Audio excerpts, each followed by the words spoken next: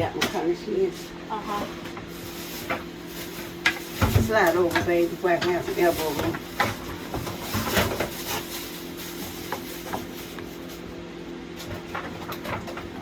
Okay, you can start. You done started already? Uh-huh. Okay. I wish you had a tone. I just don't want to be doing so many people don't know what you're doing. Hi, I'm Mother Hall. This is my son Tanorris. Say hello. They can't see you. Hey. Come back where they can see you, darling. Hi. Hi. We're a vegetarian cooking team. Today, we're going to do Cornish hen. Now, Cornish hen is, for those who don't know, is a hen that's been fed well and clean. He's a barnyard chicken that has been all naturally fed. Good stuff. And if you're kind of particular about what you want to eat, you'll want to try a Cornish hen. We're preparing this Cornish hen like we do any other roasted rooster. For those of us who don't know what a rooster is, a barnyard chicken. Okay, so our Cornish hen, we're going to wash it to prepare it. Can you see? Yeah. And we're going to make sure that everything about this hen is good. He has good color. And like I said, he's been fed well. No trash. No HMOs that you don't need. And we're going to let Tanorris dry him off so we can prepare him, or her, or them. Dry him off to prepare him for the oven. Now, you might want to know what we're going to use to cook our hen with. What we're going to use is a lot of vegetables, which are good for you. I know kids don't like vegetables, but we have to teach the kids that they need to learn to eat it. Because you need good eyesight, pretty skin, healthy looking skin, and organs. So therefore, you must eat your vegetables. We have spices we're going to use. Can they see the spices over here? Uh-huh. Let me show you. Our spices is flaxseed oil. Flaxseed is cooking oil. It's organic. And it also helps when you don't have your arteries closed up with all that fatty cooking oil that you normally buy in the grocery store. We have also, what is this? Parsley flakes. Parsley flakes. They've been dried. Parsley flakes are good for your eyes and your breath. We have lemon juice. Lemon juice, you know, is a blood cleanser. It also helps you with your digestive system. We also have ginger honey, which I don't use honey, but I use it for the ginger, because ginger is good too for the body. We use lemon salt instead of regular table salt. And when you want to use a salt substitute, you can always get a ranch salt dressing. You can also get sea salt, which is good. One of the best things you can use is sea salt for those who can still use salt. A lot of us can't because we have high blood pressure, and it also aggravates that blood pressure. So you have to, the doctor tell you not consume as much salt. Now, we prepped our vegetables. My hand is in the way, baby. We prepped our vegetables. Put it where they can see the vegetables, baby. We have peppers, all colors. We got yellow peppers. We got green peppers. These are good for your nails. These are good for your skin. And peppers, may they have different colors. I've even seen a purple one. They're good for almost anything. You can cook them in the morning with your eggs. Cook them in the evening with your salads. We have celery. Everybody know about celery. Grandma don't cook or bake without celery during the holidays. We got garlic And garlic. Let me tell you something about the garlic, which most people don't like the smell. But when you eat the garlic, go back and get the parsley flakes for your bread. Garlic is good. It's a healer. We also have onions, and everybody know onions is good for anything in the world. You can cook with it and everything. Now, we also got some butter we're going to use. So this is our ingredients for our Cornish hen.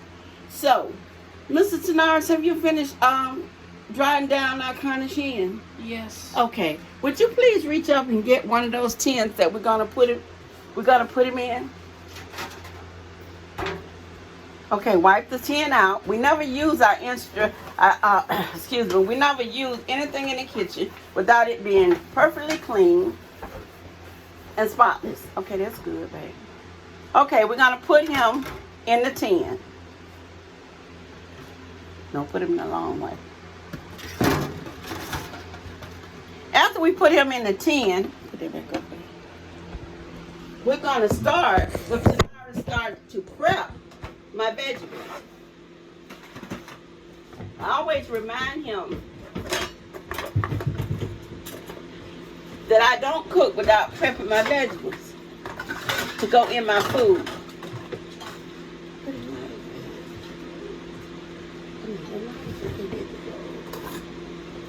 Okay, so we're going to prep these. Come on. And I'm going to show him because he loves to learn, and he will only learn when you show him.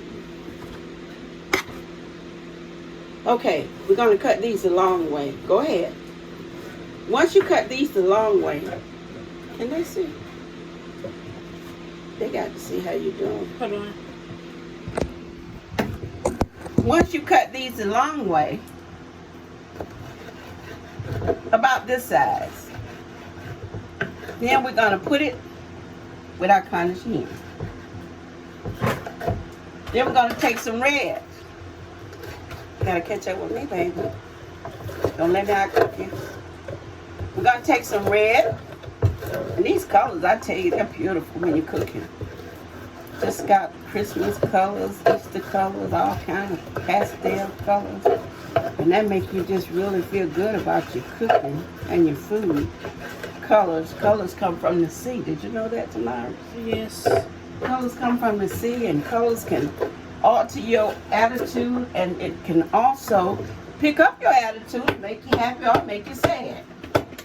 Now we got the green. We're gonna go ahead and we're gonna cut the green up.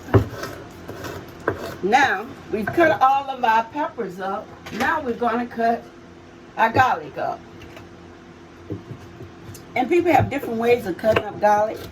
I cut it up the quickest way I can because the smell doesn't bother me, but I like to go ahead and get my job done and do it well while I'm doing it.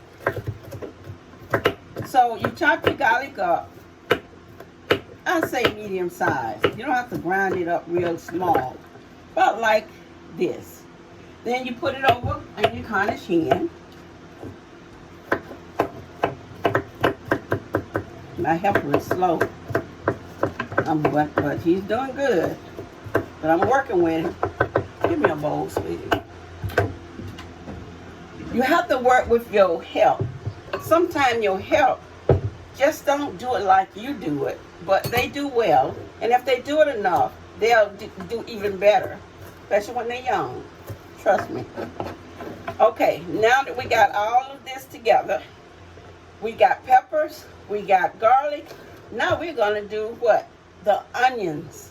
Oh man, this is the master. Onions are masters because they will give you an eye ache in a heartbeat. Now, cut up your onions. They don't have to be in little bitty pieces, but you do want to dice them good. You want to dice them real good so they'll cook well. Let me tell you something about hunky. We call it hunky. I'm from the country. We call it hunky food. When food is cut big and cooked big, it don't digest well. You have to cut your food small so it'll digest in your system very well, and you can have a healthy body. That's what it's all about anyway, because your health is your wealth. Now, I know a lot of mothers and grandmothers cooked this holiday and had all their children home. And I tell you the truth, you fight to get to mama's table, not just on the holiday, because mama know how to cook. Especially mama when she's over 50. Mom and auntie, they know how to really lay it down in the kitchen. Not just Cornish hens, they cook cakes, pies. There was always cakes in the bowl. The side bowl in the living room was full of all kind of cakes. Strawberry cake, lemon cake, chocolate cake. You name cake, they cooked it. And everybody who came to visit, which was quite a few people on Christmas, ended up having to have a piece of cake. And that's what mama, auntie, and grandmama was cooking for. So everybody could have a piece of good cake for Christmas.